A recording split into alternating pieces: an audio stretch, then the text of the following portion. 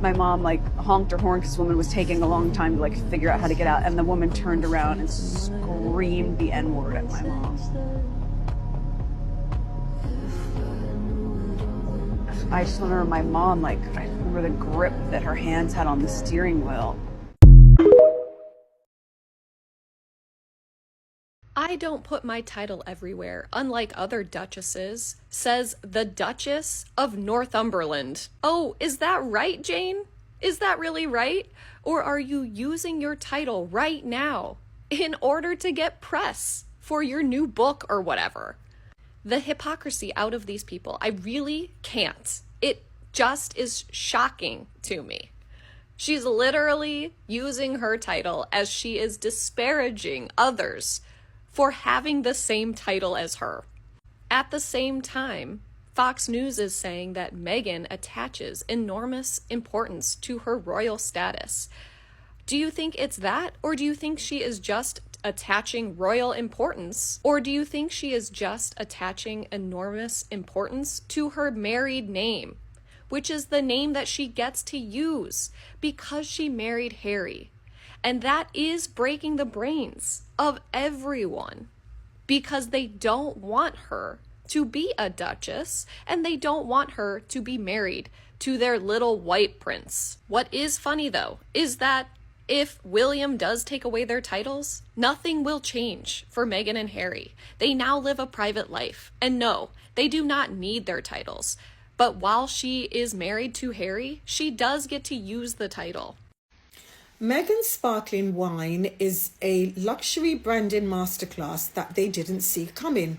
So let's talk about Meghan Sussex's sparkling wine, not as a tabloid talking point, not as a celebrity product, but as a luxury strategy. Because what she's doing right now is far more sophisticated than the press understands, and anyone who studies luxury branding can see it from a mile away. This is not just a bottle of sparkling wine. This is a lesson in positioning, cultural timing, and long-term brand architecture. So the one thing luxury craves, as we all know, is a story. Because the luxury market is shifting. Affluent customers, they don't just buy things anymore. They're actually buying stories, values, and identity. And Meghan enters the luxury space with a global narrative, a loyal audience, cultural resonance, a lifestyle point of view, and massive relevance. And ironically, her relevance is actually amplified by her critics. So her sparkling wine is not showing up empty-handed. It enters with a story that people care about. And her story is about love, reinvention, Californian ease, feminine strength, soft luxury, modern femininity, wellness, and conscious living. And that is why when she launches, she doesn't have to shout because the narrative does the work. Now, the category she chose is brilliant because sparkling wine is a culture product. This isn't toothpaste or any other type of regular consumer item. This is social ritual. Many people view wine as part of their daily social routine.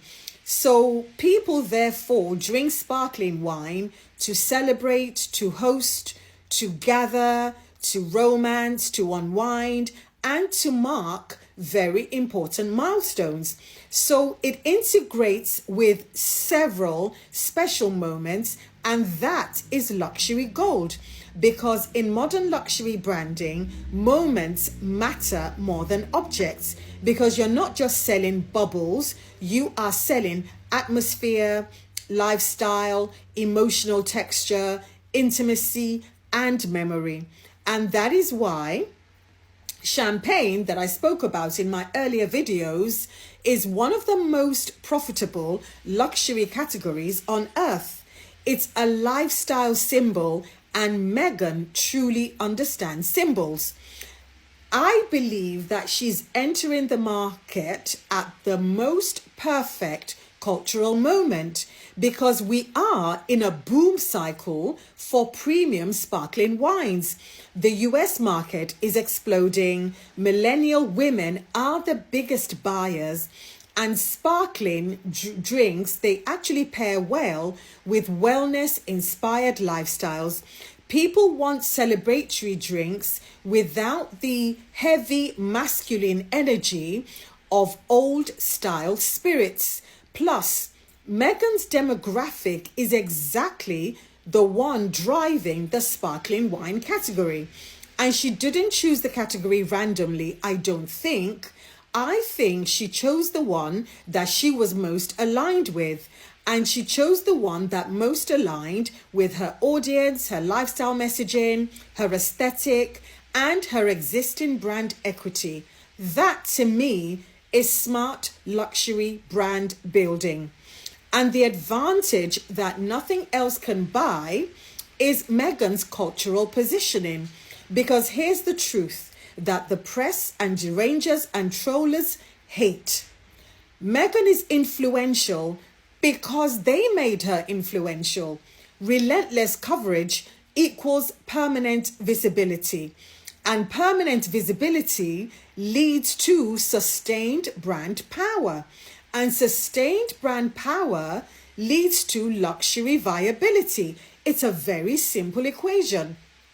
So if Meghan were irrelevant, brands wouldn't be fighting for her presence, her magazine covers, her product placement, or her cultural alignment. The smear campaigns actually amplified her global footprint. It didn't erase it. And the luxury market responds to footprint, not to gossip. And I need to say that louder for people in the back. The luxury market responds to footprint and not gossip. So she's creating a brand world and not just standalone products, because everything to me looks integrated. And the sparkling wine, I believe, fits into a bigger, more cohesive ecosystem. So you've got Archwell's community-driven messaging, you've got As Ever wellness, luxury lifestyle positioning, you've got Meghan's soft life, feminine aesthetic, you've got her California brand identity, the global glamour that doesn't feel elitist, and the conscious, slow living values. And that is how luxury brands are now built, not by pumping out random products, but by building the world that you want to live in. And Meghan is offering a world that is full of warmth, that is inviting, that is beautiful, thoughtful, feminine, modern, global, Californian, emotional, aspirational, accessible, but yet premium. And this is the sweet spot when it comes to luxury products. So the future potential, in my opinion, is insane, because if she chooses to expand as a luxury brand consultant, if she chooses to expand, these are the categories I would recommend. Non-alcoholic sparkling wine, rosé, because definitely women will buy that instantly, wine subscription clubs, lifestyle entertaining guides, collaborational pop-ups, giftable seasonal sets. And she's already doing that with the jams. I noticed that. That's my girl. Tasting experiences and vineyard tourism, because I bet you many people would love to know the vineyard that produces Meghan's wine. And a Meghan branded vineyard experience, it will be sold out, because both friends, foe, haters, derangers, everybody will go on such tours so they can have something to say about it. And for me, the scalability of everything I've mentioned is enormous. So yeah, just to end, the wine is not a product, in my opinion. It's a chess move. It's all about luxury positioning, cultural leverage, narrative control, the soft power, the brand architecture, and the long-term thinking. And it's a reminder that you don't have to be royal to understand luxury. Sometimes you just have to understand people. My name's Elizabeth, I'm the author of The Luxpreneur. So if you want to learn more about luxury branding and business and positioning and clients and psychologies, get a copy of my book, The Luxpreneur. Click the link in my bio, as they say. And for more insights like these, please like, share, comment, and follow me. Okay, so let's clear this up once and for all, because once again, the timelines are doing gymnastics again. And people keep trying to push the idea that Meghan somehow leaked the alleged affair story. But if you actually look at what happened, and I remember this breaking in real time, and the whole story of what this person is claiming falls apart in seconds. So the story was actually broken by, I'm not going to mention him, by the reporter that was sacked, and I say that with glee, that was sacked and is now a YouTuber. The story was first broken by him. And I found it strange at the time because he was a showbiz reporter and all of a sudden he was reporting royal news. And I thought, this is a bit strange. But anyway, I'm not going to go into relationships and all that because, he knows, he went to school with someone and blah, blah, blah, blah, blah. All that is out there for anyone who wants to make research. And also was broken by another reporter who, I'm not going to name check him either. He went to Eton and he is the other brother's mouthpiece. And he claimed recently that he was thrown out of the WhatsApp group of reporters that the palace has with reporters. So the story wasn't broken by anonymous trolls and it wasn't broken by fringe blogs. It was broken by mainstream reporters. And these are actual reporters that are plugged in directly to royal adjacent circles. And let's be serious for a couple of seconds, because these two reporters are not Meghan-friendly voices. They have spent years not just criticizing her, not just dragging her or mocking her. They have written some of the most negative coverage about her across British and international tabloids. So why on earth would she be feeding them a story? You do not feed stories to reporters who do not like you. You do not feed stories to reporters who have no loyalty to you. And you do not feed stories to reporters who have built their careers by tearing you down. What would she gain? Not a single thing, in my opinion. So if anything, they would actually use it to blackmail her and twist it against her if her if her name was attached at all to this story. They would have come out to say, our source is XYZ, because the rate they run to the papers is unbelievable. So yeah, these two reporters are part of the royal gossip ecosystem, the insider crowd that gets whispered tips and from palace staffers, from courtiers, and from friends of friends at dinner parties. And yeah, there are people out there who love playing messenger when drama drops. And these are the reporters that they used to get invited to the royal cocktail circuits. I remember when Meghan said that the palace throws parties for them, and the reporters came out saying, no, they don't throw parties for us. And then they admitted that actually they do. Again, you can't trust these reporters. So Meghan actually wanted, so if Meghan wanted something out there, she would do it through reputable, vetted channels. She would do it through legal letters. She would do it through official statements, because we know they will come out and say what they need to say with their full chest, she and Harry. She would do it through her spokesperson, Meredith, and she would do it through interviews. There's no need for her to use gossip or leakers. And she will never gossip or leak to people that openly dislike her. So the idea that she magically convinced the two reporters that are most anti her to publish a story about the other brother allegedly having an affair, it doesn't make any sense at all. So if someone wanted to blame her, at least pick a scenario that, would pass basic checks. And this one doesn't even come close. So yeah, Tracy Ann, I hope you've been educated, but I know you're determined to hate her anyway, so it doesn't matter what I say. So I'm not saying this for your benefit. I am saying it for the benefit of everyone else who might see this comment or who's seen the comment, so they know. But anyway, let me know what you think. My name's Elizabeth. I'm the author of The Luxpreneur. And for more insights like these, please like, share, comment, and follow me. Let's break down why Plum Sykes' comments about Meghan triggered such an explosion amongst the derangers. Because this wasn't about a jacket, it was about a shoot, and it wasn't even about Plum. It was about status. In fashion, there's a hierarchy. Certain pieces, like the Dior jacket that Meghan wore, are reserved for big, major editorial moments. They're exclusive. They're borrowed like fine jewelry.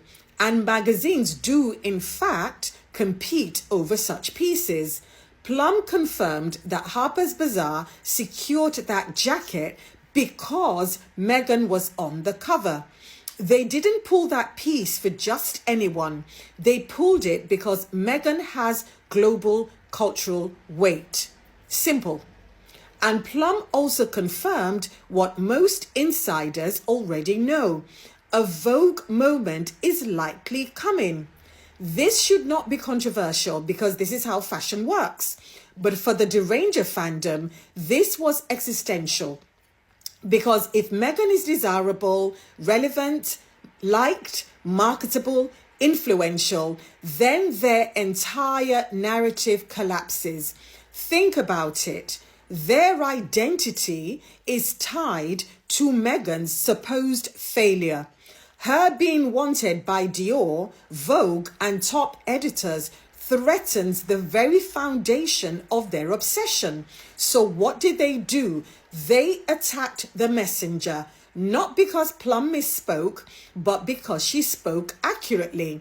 They flooded Tom's Substack with rage, demanding that he stop platforming positive Meghan content when all he did was invite his sister, a respected fashion voice, to talk about a shoot that we all witnessed firsthand. This is what happens when hate becomes a hobby. Anything true becomes unacceptable. Anything flattering about Meghan becomes forbidden, and anything neutral becomes biased. And here's the twist. The fashion world doesn't care about haters, and they certainly do not care about derangers who can't even afford to buy jam. They care about impact, and Meghan has it. She always will. Demand is louder than derangement. So yeah, I absolutely love that they are absolutely still fuming about that gorgeous, gorgeous Harper's Bazaar shoot. And I know there's many more that Meghan has in store for the future, and good on her. Anyway, my name's Elizabeth. Please, please, please, I want you to put some comments in the comment section because I'm dying to know what you think. And for more insights like these, please like, share, comment, and follow me. Let's talk about why Harry connects and why the palace can't replicate it. So the royal family is now being advised, begged to be honest, to follow Prince Harry's approach if they want to reach young people. And let's pause right there because the irony is delicious. Harry left, he stepped down, he walked away from the system, he was mocked for it, and they then tried to destroy him. And now he's become the blueprint. A former royal butler is out there saying the quiet part out loud. If the monarchy wants to survive, it needs to act more like Harry. So what he's trying to say is that the monarchy needs to be more relatable, more human, more connected, more accessible, more emotionally literate. In fact, more like an influencer, which tells you everything you need to know about where culture is going and where the palace is stuck. Because if we break it down, the layers are wild. So I'm going to try and do my best to break things down. So number one, Gen Z and younger people, and even generations like myself, we don't do hierarchy anymore. And that terrifies the monarchy. You cannot impress people by standing on a balcony. And young people do not care about bloodlines. They care about authenticity, vulnerability, transparency, relatability, lived experience, and honesty. This is a generation raised on creators who vlog from their bedrooms. And a crown or shiny tiaras do not sway them. A real story of depth and authenticity does. And Harry has a real story. He talks openly about trauma, mental health, grief, growing up in the public eye, therapy, family dysfunction, and healing. He's lived a life that most young people recognize, not because of his privilege, but because of the pain. And the monarchy, it still thinks that relatability looks like a carefully staged photo op of someone holding a rake at a charity garden. Number two, Harry can connect because he left the institution. That's the part that the article that I read about this butler urging the monarchy to act more like Harry, that's the part that the article avoids. Harry has left a toxic environment, and you therefore cannot be relatable when you don't show emotion in public, you can't speak freely, your personality is PR managed, your authentic moments are scheduled. So, for example, we know the other brother had a chat with a woman who lost, I believe, her husband or son. Correct me if I'm wrong. And tears formed in his eyes, and everyone thought, relatable, etc. Except it was all staged, because that wasn't the first time he'd heard the story. But unfortunately, he staged his emotions. I mean, who does that? And as soon as people knew, it just turned them off. So Harry's relatability makes sense to a lot of people, and it comes from the fact that he made the choice that the monarchy doesn't allow. He chose himself, and many young people understand that. They admire it. They get inspired by it. They don't want to follow a brand. They want to follow a human being. And Harry became human once he left a toxic, dysfunctional environment. Number three, getting with Meghan, I believe, amplified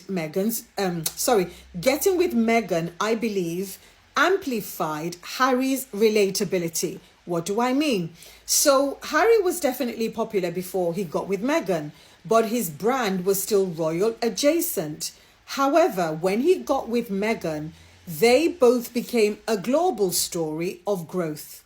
And she accelerated his evolution because he displayed emotional honesty, his activism, his self-awareness, his boundary setting, his advocacy, and his understanding for a change of systemic issues.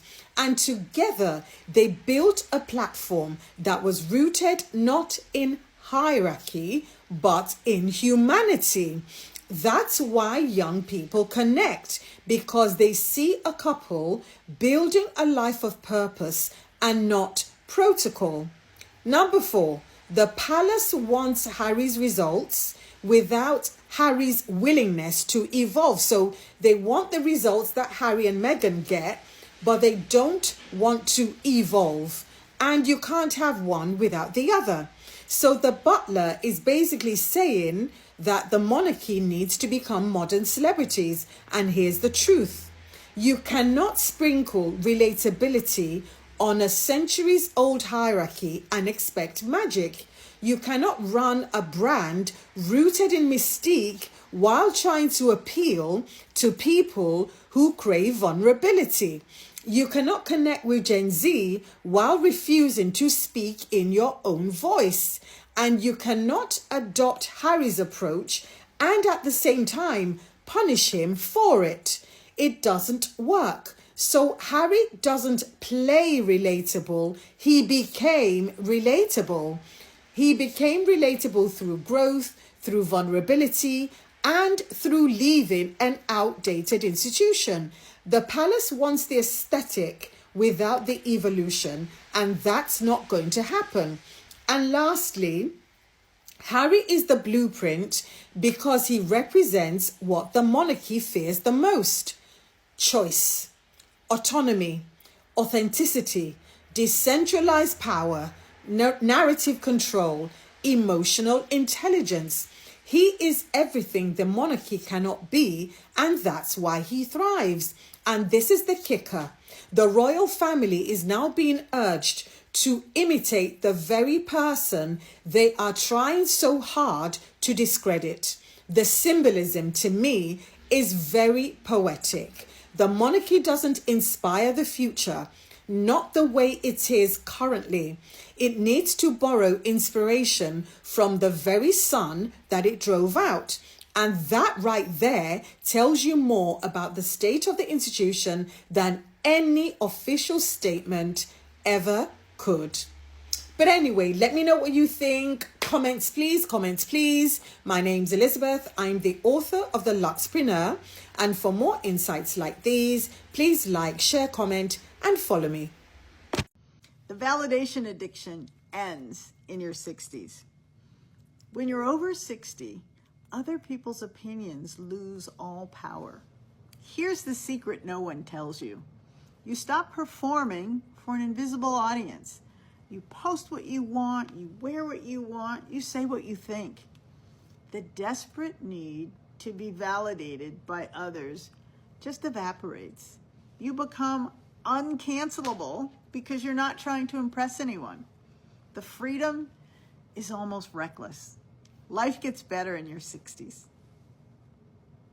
A lot of people think Black Americans commit more crimes, but the truth is that Black Americans are convicted of more crimes. You might hear someone say that Black Americans are exonerated more than any other race, which is true, but using that fact to argue against conviction disparities only highlights the problem even more. Think about it. Being eventually exonerated doesn't take into account the fact that you were arrested in the first place, having to endure mistreatment, humiliation, potential abuse from the arresting officers. Then you got processed and maybe you spent an hour in jail, maybe a night, a weekend, maybe months, years, or decades. Being exonerated doesn't erase what amounts to anywhere between a serious inconvenience and having your entire life turned upside down. And for what? Racism.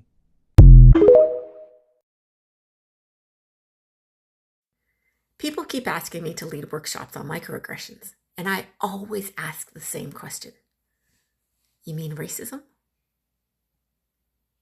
Where are you from? No. Where are you really from? Mistaken for the desk clerk, the cleaning staff, a complete stranger, even when I'm in scrubs? Never the physiotherapist, never the professor, never the surgeon. I had someone hand me their dirty dishes at a conference. I was the keynote speaker. These aren't microaggressions, they're racism. And when organizations ask me to workshop microaggressions, here's what I hear. Can you teach us how to be less obviously racist without addressing why we're racist in the first place? Microaggressions are a symptom, not the disease. It's like treating someone with a limp when they have a torn meniscus or ACL, ligament in their knee. You can work on their walking all you want, but until you address the structural damage, they're not healing, they're compensating. Here's what I need instead of microaggression workshops. Interrogate your hiring practices. Who gets interviewed? Who gets hired? Who advances? Examine your organizational culture. Who gets believed? Who gets questioned? Who has to prove their credentials repeatedly? Address the power structures that make people assume Black women in scrubs is anyone but the clinician. Calling it micro makes it sound small, manageable, individual. But when it happens daily across systems to entire communities, that's not micro. That's structural racism, and you can't workshop your way out of structures. You have to dismantle them and build better. Your turn.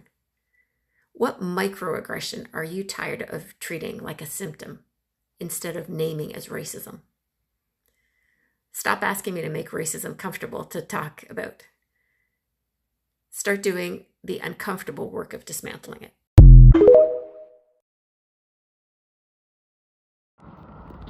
Hey guys, how's it going? Dan here with Lowry Place Residential Services. We're out here handing out some food to people because as part of our mission, I'm also the VP of Lowry Residential Inc. And I'm here with Rose. She's the president of Lowry Residential Inc. And so what we're going to be doing is we have a full circle company and a sister company. So I run the junk hauling and donation pickup side of the company. And so what we do is we help bridge the gap between people who can't afford those things, and we make that possible for them to afford those things. And so Rose here is going to kind of explain about the nonprofit right now. Yes, guys, so this is Rose with Lowry Residential Inc. So I am the CEO and founder of Lowry Residential Inc., which is a nonprofit. So this is a nonprofit helping people out here. We have a few missions at our company. So we do have a developmental disability. Huh? You gotta go get support some knives out. Yeah, so I'm gonna finish this one. Are you staying? Yeah, I'll stay. I don't have to keep. I'll be fine. So I'm sorry guys. So I was trying to explain to y'all guys. Yeah, this part of our company, the nonprofit, we are aiming to open a thrift store that's gonna have a food pantry inside. And in that thrift store, we're gonna have furniture, we're gonna have clothing, we're gonna have everything for people in need. So if you are on government benefits like SNAP or those Medicaid and stuff like that, we are, and show the proof to us, we are gonna be able to furnish your home and give you clothing and everything absolutely free.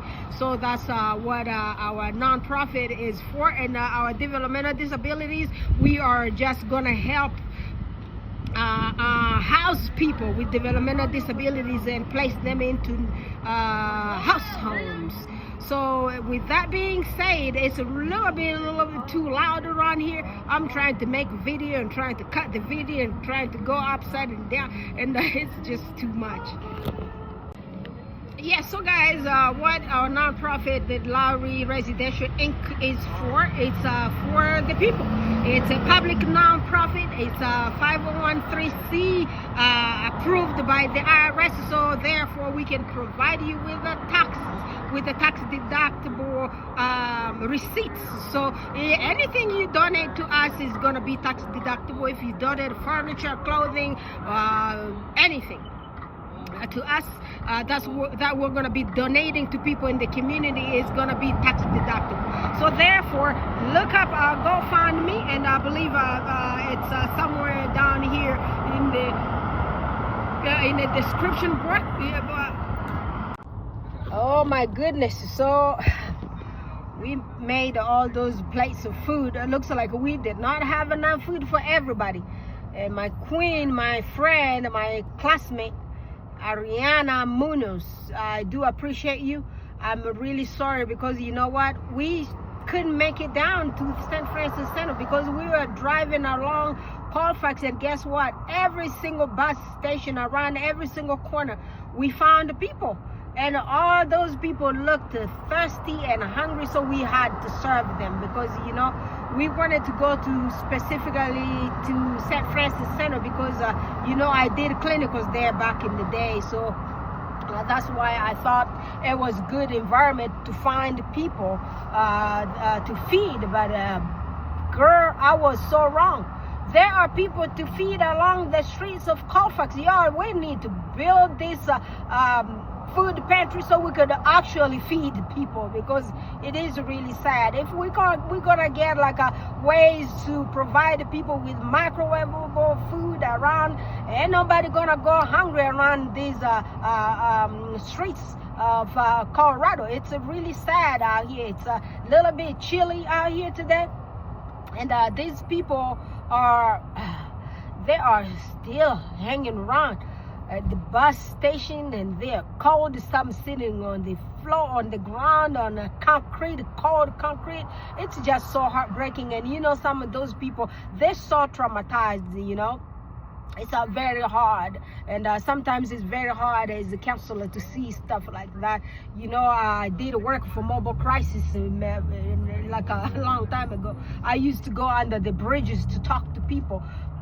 I tried to get them in the worm, you know, to get them in shelters.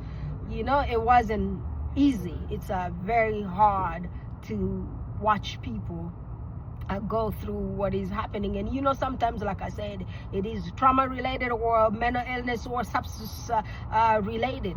That's why they are where they are. And guess what, we can do good job out here all together to come and help those people and rescue them. You know, some people end up getting amputated because they get frostbite from the cold. You know, and in all those shelters, the weather does get activated. When the weather goes below certain degrees, they try to house people, they try to open emergency shelters.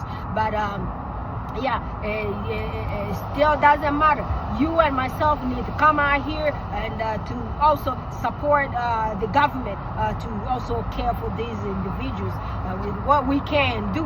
It's just man, come on, donate anything you have so we could help these people out. These people, they could be your family members, they could be your children, they could be your husbands, your wives, and your cousins and your daughters and all those. So anybody can be in these situations, but you and myself were just lucky, you know. We were lucky, that's why we never ended up on the streets. But anyway, since God blessed us and gave us the ways and opened the doors for us to get all these documents so we can help people, y'all need to come out here. So let's step into this one together and help all these people. And God will bless all of us. Okay? Thank you.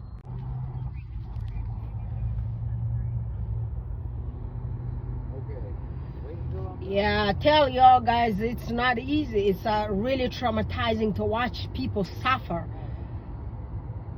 And yeah, it's just so heartbreaking. It's really hard to watch. And you know, I've been around these people for too long. You know, it just took me a while to get here. So together we can do this. Okay, let's build that food pantry, let's build that thrift store. Okay, and also let's help the aging parents with our house home. So that's for our mission with developmental disabilities. Because you know, these people, the caregivers of the people with developmental disabilities, let's say their children are like my age, those parents are not getting any younger. So therefore they need all of y'all guys there. Open your homes, open empty rooms, make beds, and call me. We're gonna furnish that room for you, and we're gonna put those people with developmental disabilities in your home so you could also help the society, help our community, help our aging parents to take care of those people with developmental disabilities. You know, we can do it together. All right. Okay, well, as soon as he comes back, I guess we go this way. You want to go that way, Rob? If I want to go back there? People over there. Was he going there? He's just got one, man. He's going to get that one guy over there one. No, I don't want to go. I'm cold now. So anything you donate to Lowry Residential Inc. is tax deductible, because we do have 501(c)(3) status with the IRS. So which means anything that you're going to donate to us, you're going to be able to claim it on your taxes at the end of the year. And also our jack removal company, which is Solaru Place Residential Services, is also going to be one of our main source of donations, because they do junk hauling, and they bring all those stuff that they're going to be picking up from your guys' homes to bring it to our a thrift store, which we're going to be also donating to y'all guys. So please share this video with your friends and family, and we are also looking for donors and sponsors. Everyone is welcome here, so please come on here so we can help our community. Okay, nobody's gonna do it, you know. As a mental health professional of many years, I have seen people struggle, and there are no help out there. So therefore, we all need to step in here and come and help people all together, and together we can. So that's pretty much what I can say about all this, our mission. So I will talk to you guys again later.